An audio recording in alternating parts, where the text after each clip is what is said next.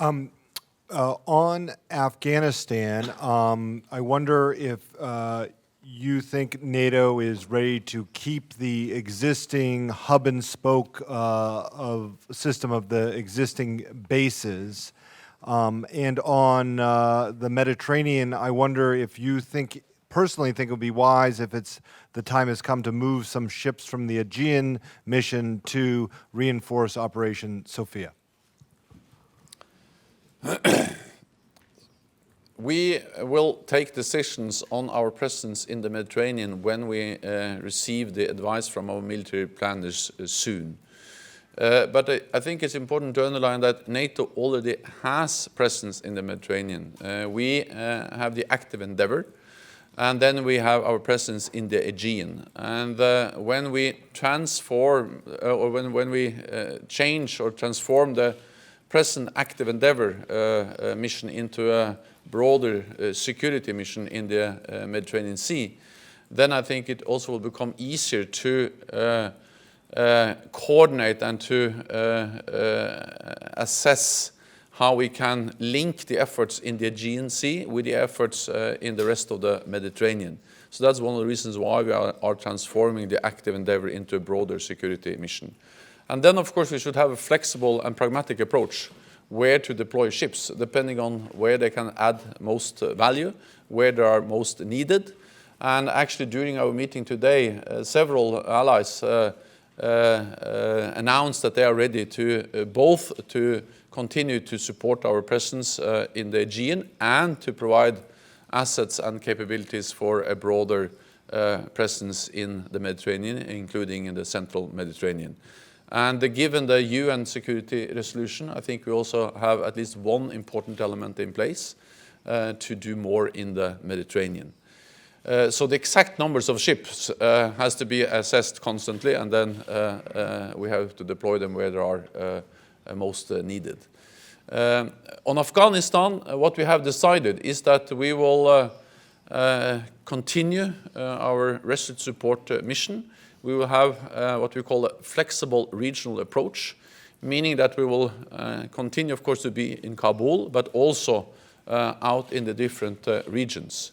We are now working on the final decisions for our exact force numbers into 2017. So that's something we will decide later on this year. But the thing is that we will continue in Afghanistan, also with a regional presence. We will continue to advise and train and assist the Afghan national forces because we are very much committed to continue to support the Afghans. And I think it's also important to underline that also during this meeting, several nations announced that they will continue. They have forces, and they committed forces also to presence in Afghanistan in 2017. Kabul Times, second row.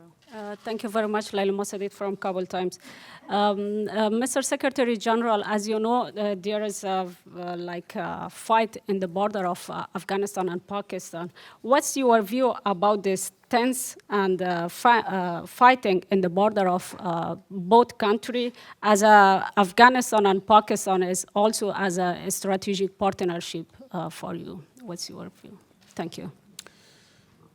I think the important thing now is to diffuse tensions between Afghanistan and Pakistan, and to avoid more violence along the Pakistan-Afghan border.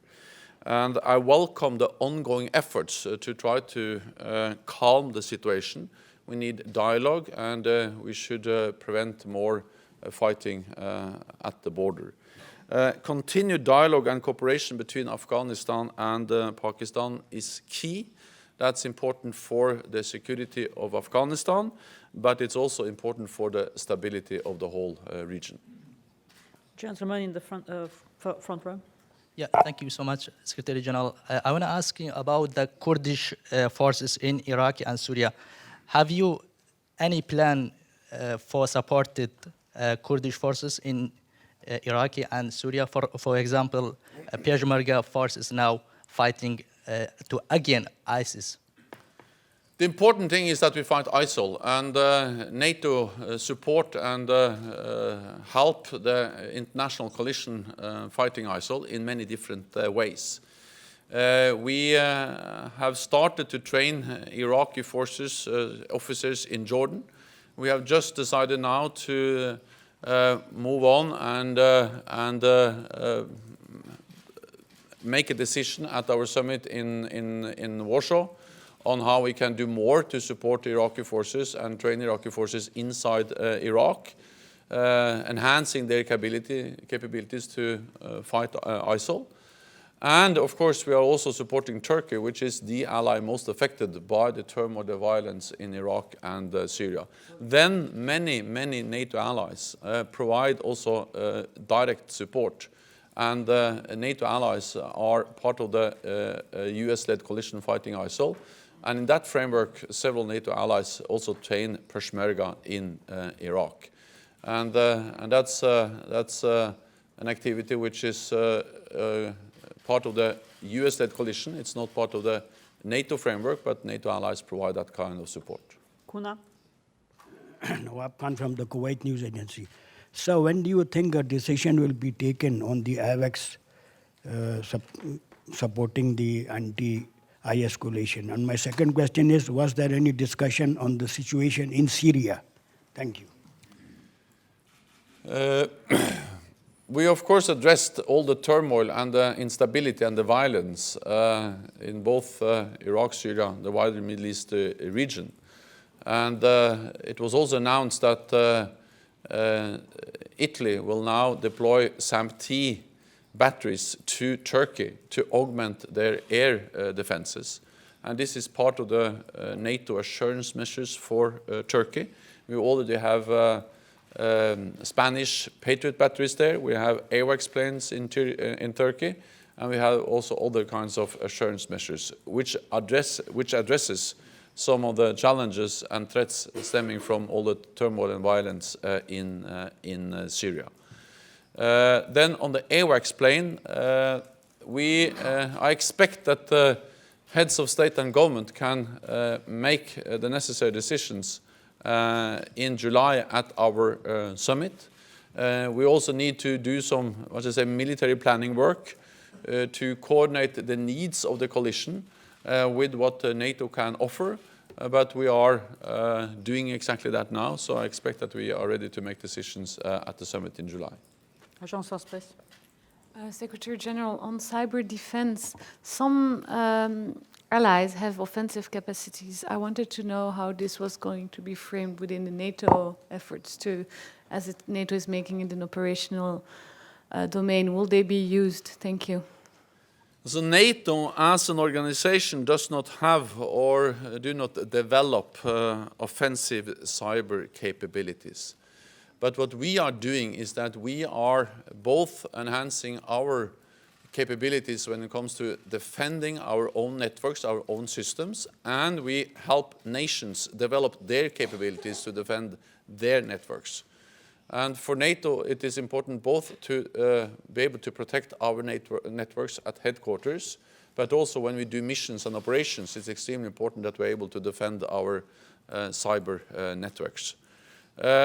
What we did was that at our summit in Wales in 2014, we decided to make clear that a cyber attack can trigger Article 5, meaning that a cyber attack can trigger collective defense of the whole alliance, because we regard cyber attacks as something that can be as devastating as a conventional attack. Then today we have taken a step further, or actually yesterday, we have taken a step further, and that is to declare that cyber, or recognize cyber as an operational domain. So we have air, land, sea, and cyber as operational domains inside NATO. And that would further strengthen our cyber capabilities and capacities. Rihanna Austin. Vladimir Dobrovolsky, RIA Novosti, Russian News Agency. Secretary General, are you going to discuss with Russia when you meet in the NATO-Russia Council next time your plans to enhance your forward presence in the eastern part of the alliance and the placement of these 4 battalions? Thank you. So we have stated very clearly that we are ready to have a meeting of the NATO-Russia Council even before the summit, but now we are consulting with Russia to agree on the agenda, to agree on the modalities of a meeting on the NATO-Russia Council, and also agree on the timing. So that's something we now are working on, and we are ready to have a meeting. We have one of the reasons why we think a NATO-Russia Council meeting is useful is that we think that that's a framework where we can inform and update Russia on what we are doing. Because we are transparent, we are predictable, and the NATO military presence in the Baltic countries and Poland, which was agreed at this meeting, is defensive, it is proportionate, and it's fully in line with our international obligations. So we think it is good that we are transparent and that we inform each other because we think that can reduce risks for misunderstandings, miscalculations, and this is even more important when tensions are high as they are now. So yes, military activity, transparency is part of the agenda we would like to see for the NATO-Russia Council. Munyan.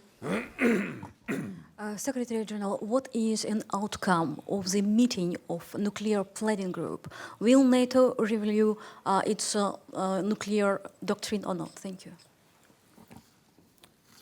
So we had the meeting of the nuclear planning group yesterday, and the main purpose is to make sure that we maintain and ensure an effective and safe and secure nuclear deterrence. And NATO remains a nuclear alliance. We take concrete and deliberate approach to all our work in this area. And I will not go into details, but I can say that we constantly review our policies and capabilities in a careful and measured way.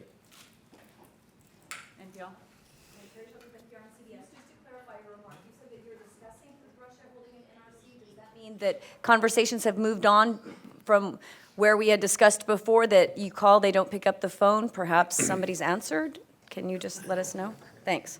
They answer the phone calls and we meet in meeting rooms. So we talk and there has been meetings also between Deputy Secretary General Worsbau and Ambassador Grushko to sort out exactly the agenda, the modalities, and the timing of a meeting.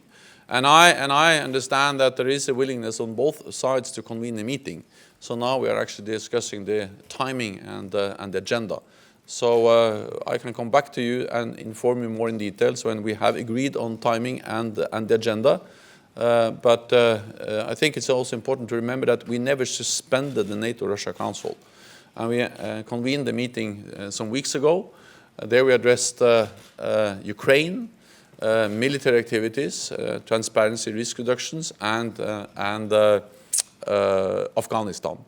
And of course, we didn't solve all the problems in that meeting, but I think it is important in itself that we meet in the same room, that we present our views, and it was a frank and open discussion.